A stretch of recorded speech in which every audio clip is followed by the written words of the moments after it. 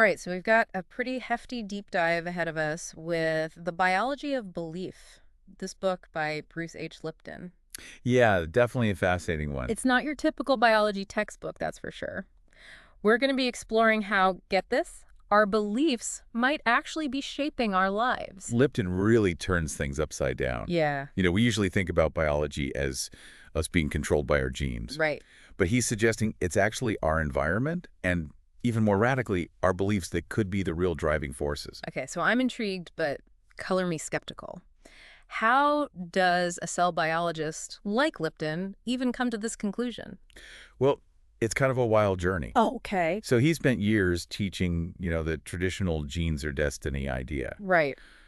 But his own research with stem cells, it started raising some questions for him. Mm-hmm. Like things just weren't adding up. And then he had this pivotal moment in the Caribbean. Okay.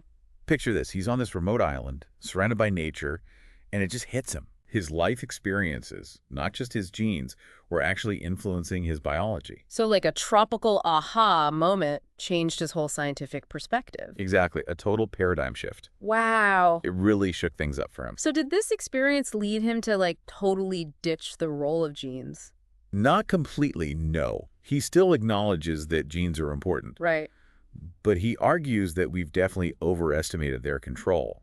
He points to the Human Genome Project, which found way fewer genes than expected to account for, like all the complexity of humans. So fewer genes than we thought to explain all of who we are. Right, which kind of throws a wrench in the whole genes are everything idea. So if genes aren't calling all the shots, what is? Well, Lipton suggests it's the environment. Okay. He says that our environment acts like a master switchboard, controlling which genes are active Okay, so how does that work? through a process called epigenetics. Okay, I've heard that term, but It can be a little tricky. yeah. Imagine like the sleeve covering parts of our DNA. Oh. This sleeve prevents certain genes from being read.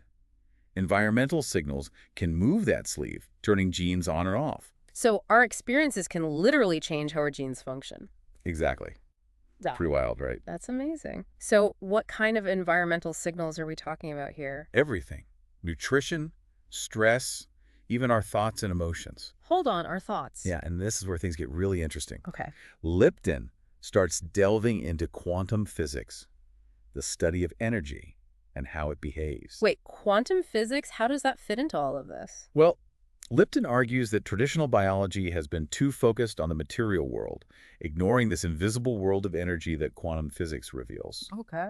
And quantum physics shows us that, at the most fundamental level, everything is energy. Right. Vibrating, emitting unique frequencies. Even our thoughts and emotions have their own energy patterns. So are you saying our thoughts could actually be influencing our cells? That's exactly what Lipton believes. He suggests that those energy patterns from our thoughts and emotions can interact with the energy of our cells, impacting our health and well-being. This is where his concept of the belief effect comes in. Okay, I've heard about, the power of positive thinking, but how much can our beliefs really influence our biology? Like, are there actual examples of this? Well, think about the placebo effect. Okay.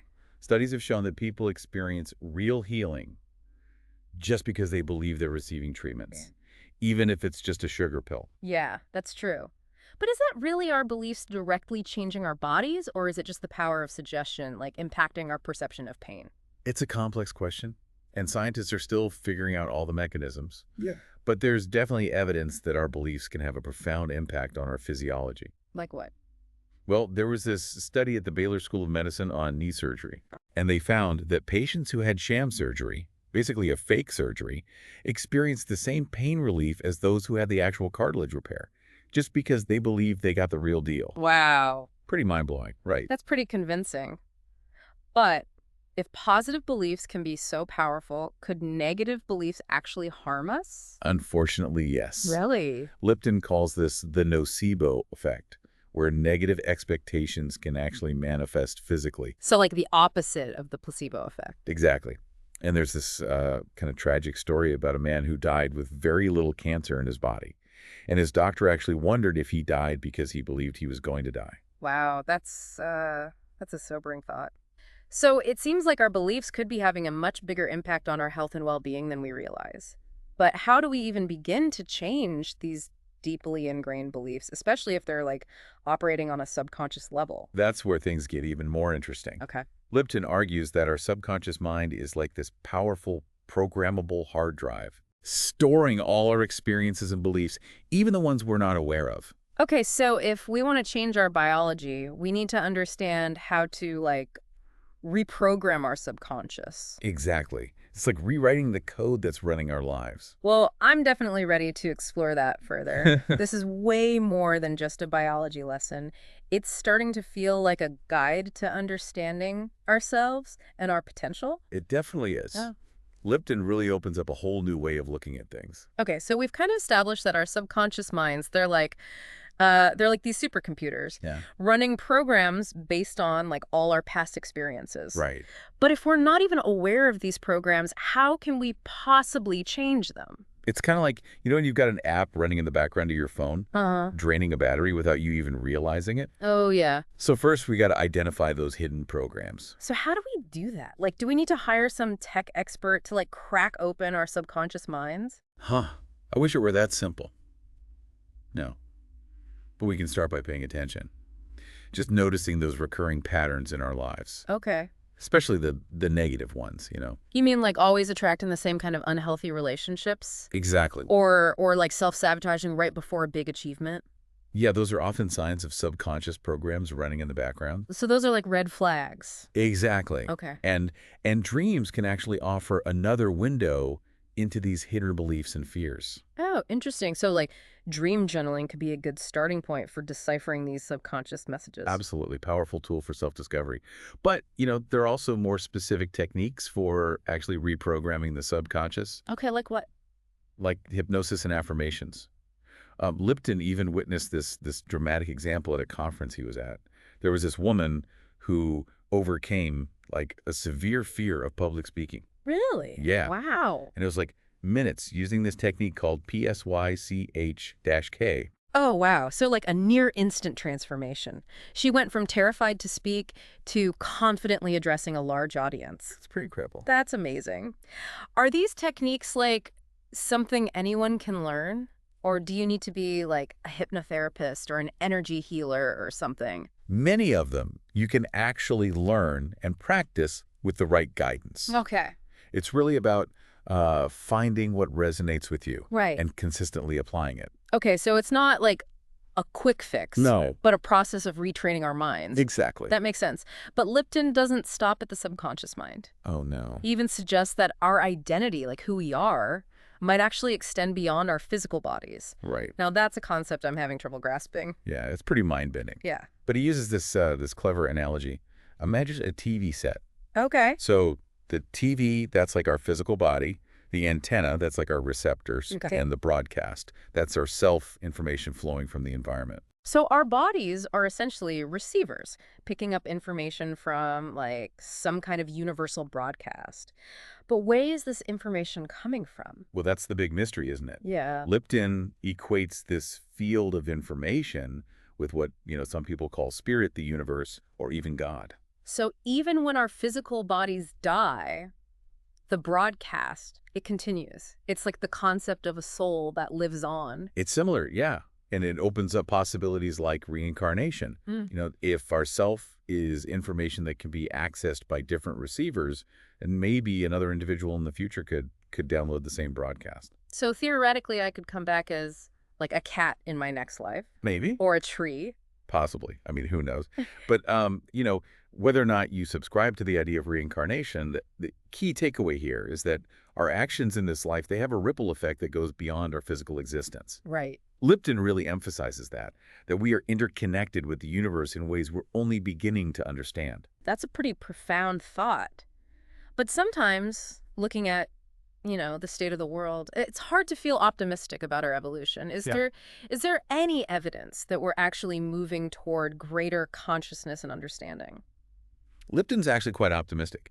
He believes that evolution follows a pattern of repeating cycles, always moving towards greater complexity and awareness. Okay. He uses the concept of fractal geometry to illustrate this idea. Fractal geometry. To be honest, I'm a bit rusty on my geometry. Can you break that down for me? Sure, think of a snowflake. It has that beautiful, intricate structure, right? Right. If you zoom in on any part of it, Mm. you see the same pattern repeating itself, but at smaller and smaller scales. That's fractal geometry. Self-similarity across different levels. Exactly. Okay. So Lipton's saying we see these same repeating patterns in the evolution of life, like a spiral, always circling back to similar challenges, Mm.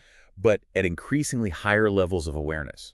Okay, so even though things may seem kind of chaotic right now, Lipton believes that we're on an upward trajectory, evolving toward greater consciousness. Exactly. He even suggests that we're on the verge of, like, a major evolutionary leap, Right. a shift in consciousness that could help us overcome, like, all these challenges facing humanity. He does. That's a hopeful perspective, but it also feels like a huge responsibility. Yeah. How do we, like, individually and collectively accelerate the shift toward greater consciousness? What can we do to make sure we evolve in a positive direction? Well, that's a question for our next segment. As we wrap up our deep dive into Lifton's The Biology of Belief, we'll explore those practical steps we can take to become, conscious creators of a more fulfilling and sustainable future. So we've explored, like, some seriously mind-blowing concepts Yeah. about the power of our beliefs Yeah. and the potential for, like, conscious evolution. Pretty amazing stuff. Yeah, but now let's get practical. What can we actually do to, like, shift our beliefs and step into this new level of awareness? Well, Lipton actually offers kind of a roadmap. Yeah. And, awareness, as we've been talking about, Yeah. that's the crucial first step. It's about recognizing that, we're not just buckets of our genes or our past programming. We actually have the power to choose our thoughts, beliefs, and actions. Okay, so awareness is key, but it's only the beginning, right? What are some practical tools we can use to actually, like, rewrite those deeply ingrained subconscious programs? Well, Lipton highlights the power of repetition. Consistently exposing ourselves to new, empowering beliefs can help rewire our brains. Okay. So, that could be through affirmations, visualization, or other methods that resonate with you. So it's like creating new neural pathways, Yeah. training our minds for a more positive outlook. Exactly. Okay. But what about those moments when, we're overwhelmed by stress and negativity? How do we navigate those challenges? Well, stress management is absolutely essential. Right. When we're chronically stressed, our energy, it gets diverted to this protection mode, Right. and growth takes a back seat. And that's where those, relaxation techniques that we often put off, Yeah. meditation, yoga, deep breathing, they become really critical. I can definitely relate to that. It's so easy to let those, like, self-care practices slide when life gets hectic. But it sounds like they're non-negotiable if we want to embrace this conscious evolution that Lipton talks about. Yeah, they're not just about relaxation. They're about creating that inner space for positive change to really take root.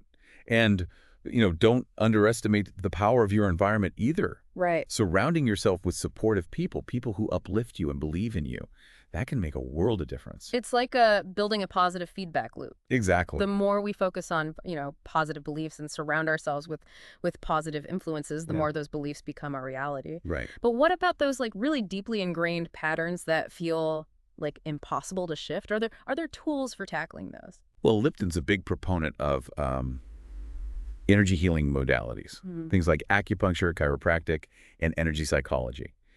These practices can actually help shift our energy patterns and release blocked emotions, Okay. allowing for, like, deeper transformation. So we have, like, a whole toolbox at our disposal You do. for, rewriting our subconscious programming Yeah. and creating a more fulfilling life.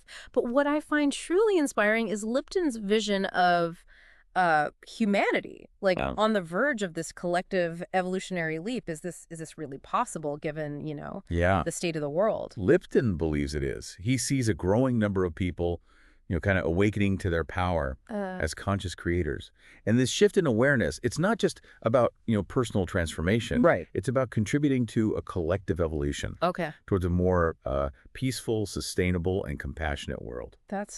That's a powerful image. So it's not like some distant event. It's happening right now. It is. With every conscious choice we make, we're all part of this grand evolutionary experiment. Exactly. And the more individuals who, step into their power, the more we influence the collective consciousness, creating a ripple effect that can truly transform our world. This has been an incredible deep dive. It's really shifted my perspective on what's possible, not just for myself, but for humanity as a whole. So, to our listener, we leave you with this. Hmm. If you could rewrite the program of your subconscious mind, what would you change? What limiting beliefs would you release? And what kind of world could we create if we all embrace the power of conscious evolution? Thank you for joining us on this journey into the fascinating world of Bruce H. Lipton's The Biology of Belief.